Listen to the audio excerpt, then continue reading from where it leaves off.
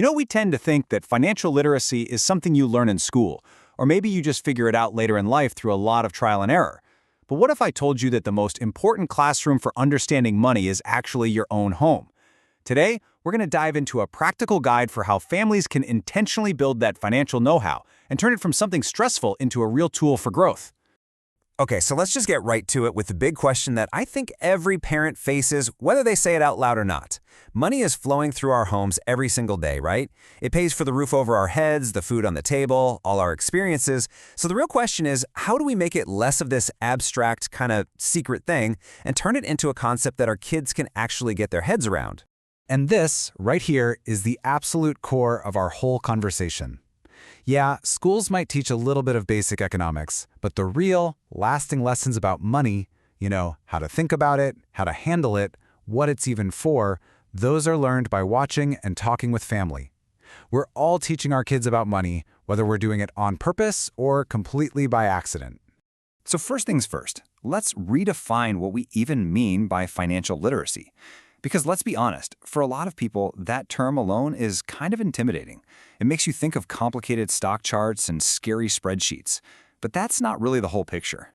What I love about this is how it just cuts through all the noise. See, real financial literacy, especially in a family setting, isn't about becoming a stock market genius or building these crazy spreadsheets. It's about getting the big ideas. It's understanding how money comes in and goes out, how every single choice has a trade-off, how risk works in the real world, and maybe the most powerful one of all, how time is like a superpower for your decisions. It's not about memorizing stuff, it's about building a way of thinking. Okay, so if it's a way of thinking, how do we actually start building it? Well, the very first step is to pull money out of the shadows. In so many families, money is this taboo topic, right? It's only talked about behind closed doors, or even worse, when something's wrong. And this just nails the core problem. When money's a secret, kids are left to just fill in the blanks, and they usually do it with some pretty wild or confusing ideas. They don't get why you have to say no sometimes, and that can lead to frustration. But when you make money visible, you build a foundation of realism. And realism is what really builds maturity.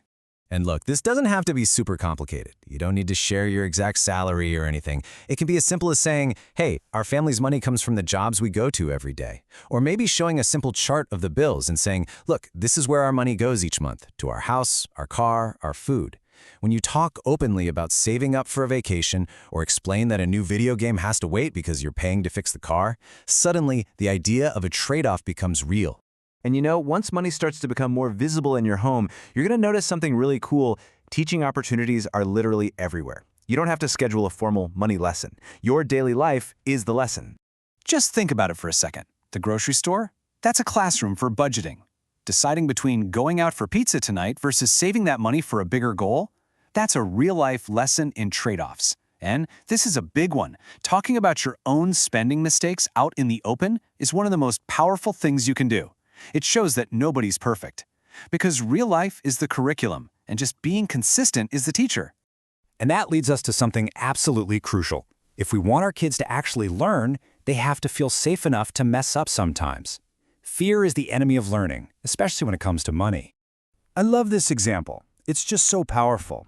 I mean, if a massive, super smart company like Microsoft can make a multi-thousand-dollar mistake because of a simple error, it really helps put a kid's mistake, like, losing their allowance or making a bad purchase, into perspective.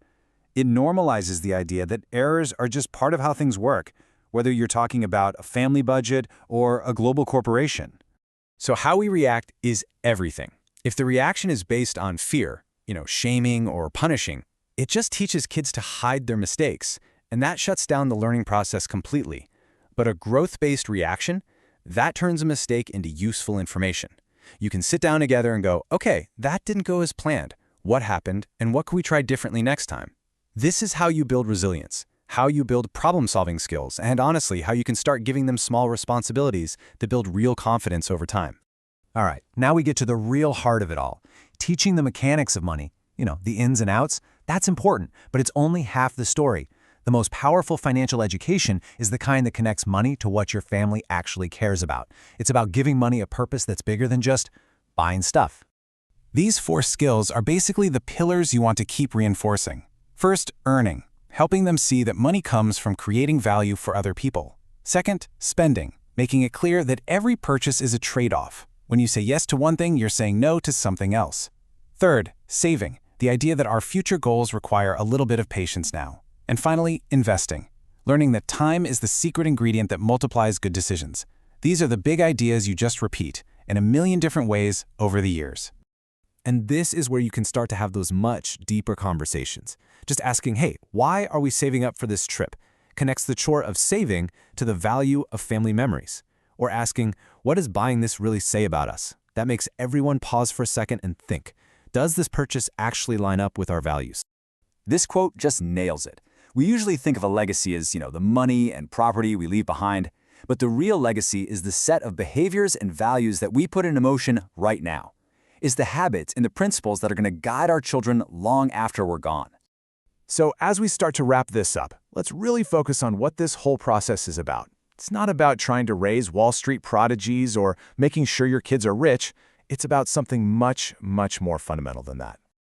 Building this kind of financial literacy in your home, it doesn't require you to have a lot of money. It requires you to be present. It takes transparency instead of secrecy. It takes ongoing conversations instead of one-time lectures. It takes a whole lot of patience when mistakes happen, and it takes repeating these core ideas over and over in daily life. Just think about the end goal here. When a child really internalizes these lessons, when they truly get that small decisions today can lead to huge outcomes tomorrow and that handling responsibility well is what actually earns them more freedom, Well, then what you've given them is so much more valuable than any amount of money. You haven't just passed on resources, you've passed on the wisdom to handle them. You've passed on judgment. And really, that's the ultimate takeaway. The ability to make good decisions, to weigh trade-offs, to connect spending to your values, and to learn from your mistakes. That is the inheritance that can never be lost or wasted. That judgment, that's the real wealth you're building in your home every single day.